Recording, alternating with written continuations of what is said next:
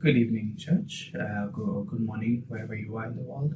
My name is Peter Kabiru. I fellowship at RCCG Massive Chapel in Snodland, and I welcome you again in today's two series topic.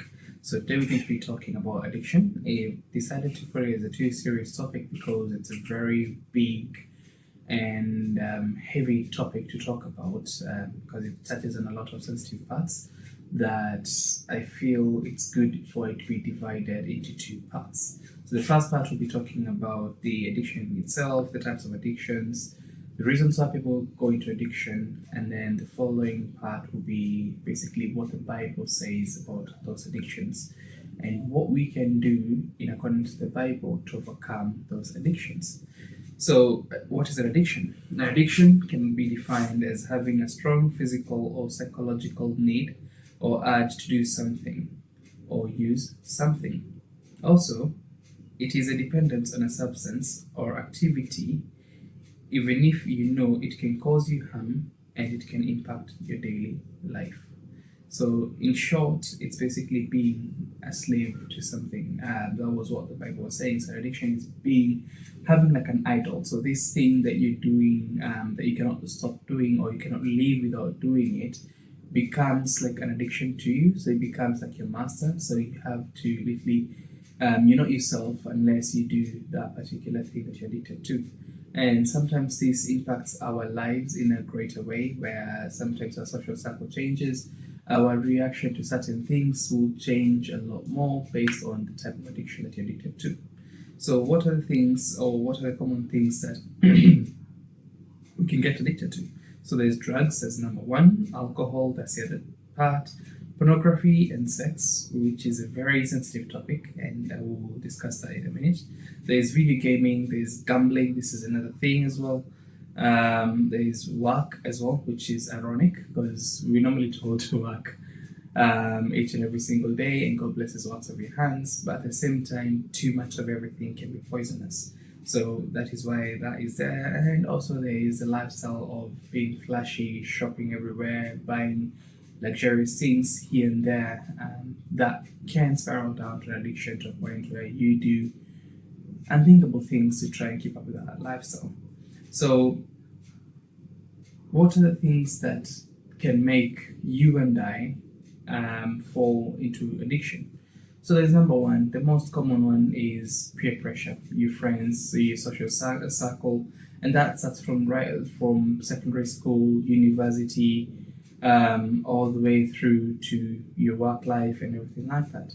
So, when you're in high school, or mostly this is not talking to the young ones in high school, your friends will be talking about, oh, I've had sex with this person, I've lost my virginity to this person, there's these things. So there's that need to be accepted or to fit in a particular social group.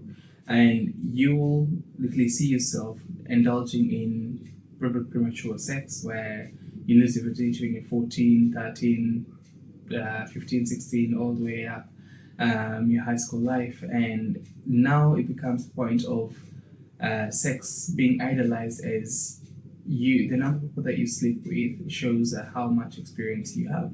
So for the boys or for boys and girls, they say that it's more the body count that you have.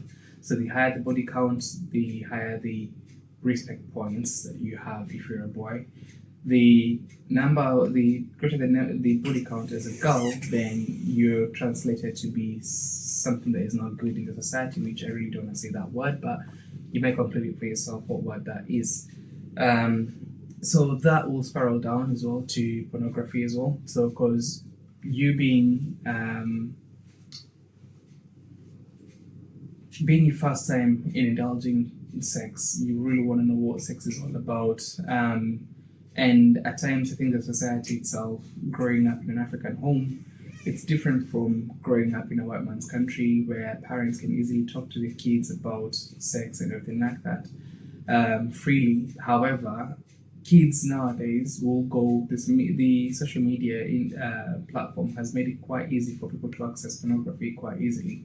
So you'll see kids being hooked onto pornography from the age of 7, 8, 9, 10, just because they're curious about what's this thing that everyone is talking about. The advertisements don't make it easy nowadays, where you do see an advert basically advertising food, but you hear someone saying, "Oh, I've decided to go nudists," and they're fully naked.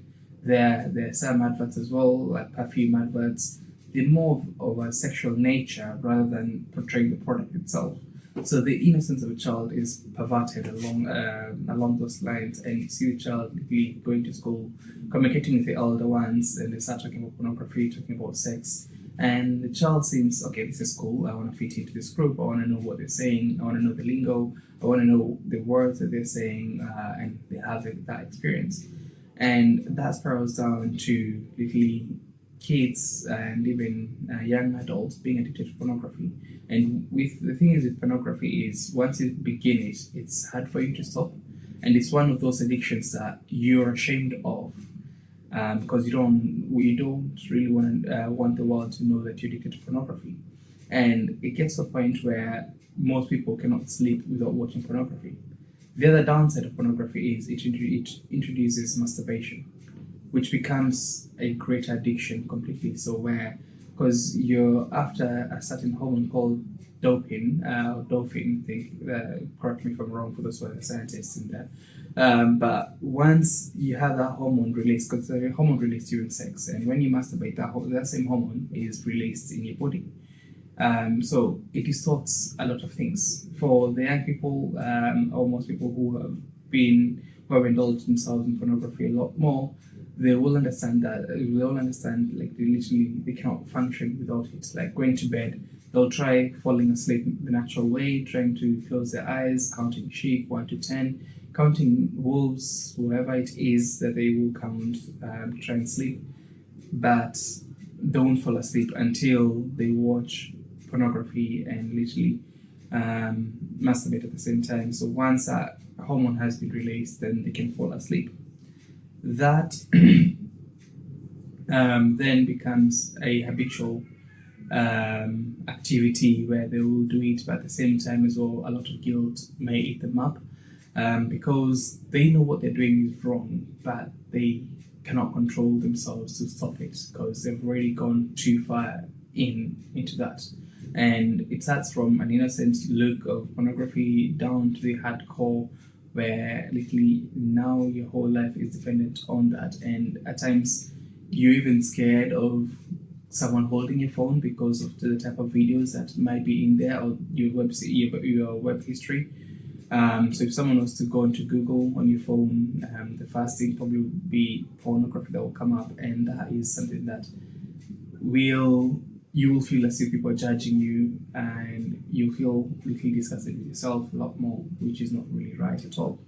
The other one is drugs and alcohol. Now, this is a lot more sensitive, and not as sensitive as pornography, because with the drugs and alcohol, one, yes, there's peer pressure, your friends, they're drinking, they're going out partying, clubbing, there's shisha being smoked, there's weed being smoked, there's, what's this called?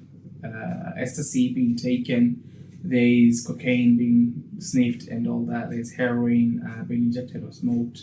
So there's a lot more exposure with your friends, for example, or in a party or anything like that that you may go to.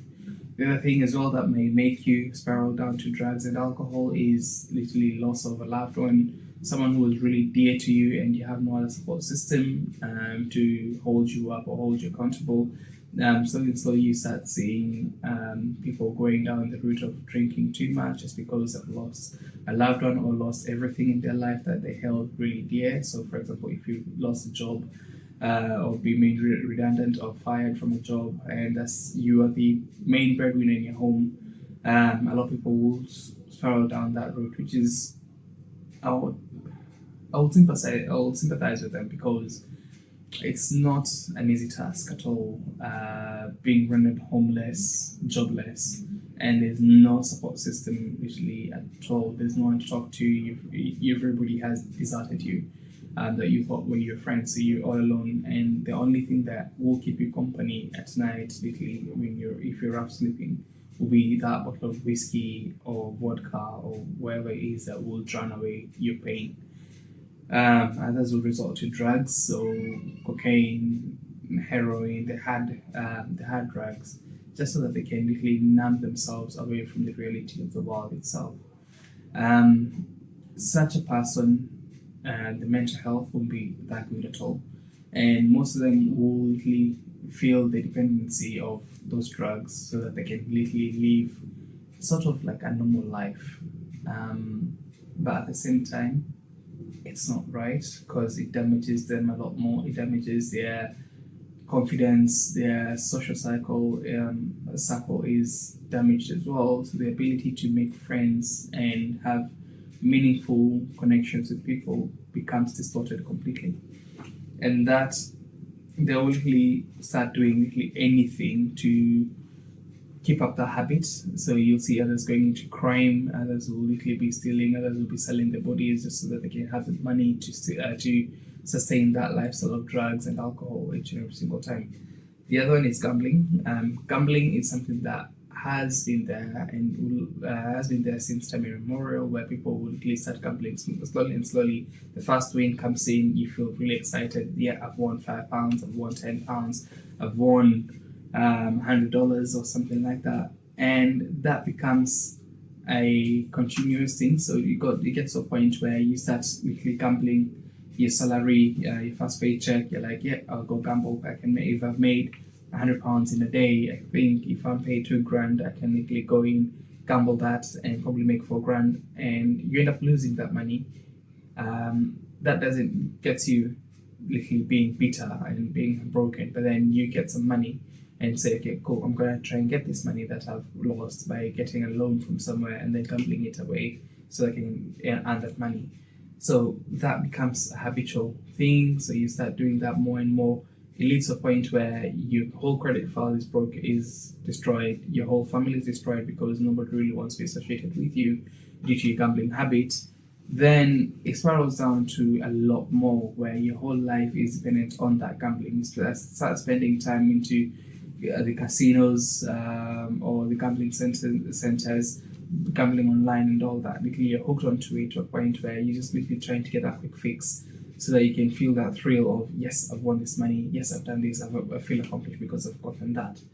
And that literally pulls you away and literally cages you to that. So you get addicted to such things. So the things that you get addicted to are those. The other thing is work. So you'll be a workaholic. So being a workaholic is an addiction as well.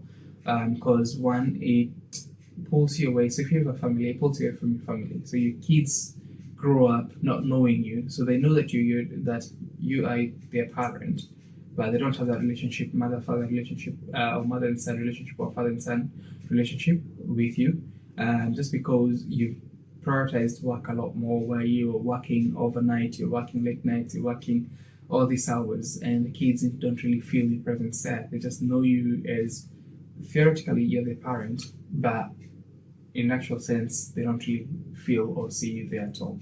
And those are the things that we should look at a lot more. So if you literally digging into something a lot more or spending more time doing one thing and you feel that your life cannot move on without doing the actual thing, we need to call ourselves to a meeting and actually have a look and see what are the addictions that we have in our lives, how are they impacting us, and how are they impacting those who are closest to us. So our kids, our wives, our parents, our siblings, our friends. How is that addiction affecting us and also affecting them at the same time? Is it something that we'll be proud to stand in front of them and tell them, yep, I'm addicted to this, or yep, I'm addicted to that? Or is it something that you want to keep it on a hush hush and literally try and sort it out yourself? So by that, on the next video, we'll be looking at what the Bible says about each and every form of addiction that I've spoken about, and then see what the Bible says or advises about stopping them. So thank you for today.